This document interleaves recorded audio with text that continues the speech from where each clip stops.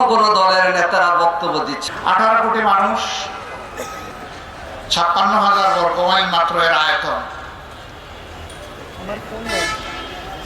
এখানে আমরা মুসলমানরা আছি, আমাদের হিন্দু ভাই বোনেরা আছে, বৌদ্ধ সম্প্রদায়ের ভাই বোনেরা আছে, খ্রিস্টান সম্প্রদায়ের ভাই বোনেরা আছে।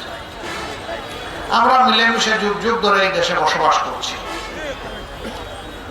কিন্তু একটা অপশক্তি বাংলাদেশকে, সমাজকে ভেঙে টুকরা টুকরা করে সমাজের মধ্যে বিশৃঙ্খলা লাগিয়ে এই সমাজটাকে শোষণ করেছে।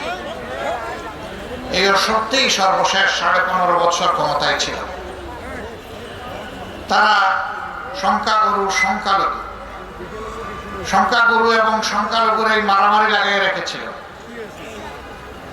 তারা বিভিন্ন ধর্মের মানুষ, নৃজাতির মানুষ, তাদের জমা জমি দখল করেছে, লুণ্ঠন করেছে, তাদের ইজ্জতের উপর হাত দিয়েছে, এমনকি তাদেরকে দেশ থেকেও বিতাড়িত করেছে। 72 সালের 10 জানুয়ারি থেকে শুরু করে 24 সালের 5 আগস্ট পর্যন্ত একই কাজ দফায় দফায় তাদের দ্বারা হয়েছে। কিন্তু দুঃখের বিষয়, তারা এর দায়ভার বরাবরই এদেশের ইসলামপন্থী জনগণের উপর ফেলে দেয়। এটা তাদের অভ্যাস। কারণ এই দলটি যা বলে তা করে না, আর যা করে তা বলে না। এদের চরিত্র হচ্ছে এদের কথার সাথে বিপরীতমুখী। আবার একটা দেশকে, জাতিকে স্বাধীনতার পক্ষ বিপক্ষ শক্তি বানিয়ে এখানে আবার একটি ভাগ বিভক্তি করে রেখেছে এবং স্বাধীনতার চেতনার কথা বলে এই জাতিকে এনেস্থেশিয়া দিয়ে বেহুশ করে রাখার চেষ্টা করেছে। সেক্টর, ইন্ডাস্ট্রি, মিল, কর্পোরেশন যা আছে সব শেষ করে দেশেও রাখে নাই, সব নিয়ে গেছে বিদেশে। 26 লক্ষ কোটি টাকা 15.5 বছরে বাংলাদেশ থেকে তারা চুরি করে বিদেশে পাচার করেছে।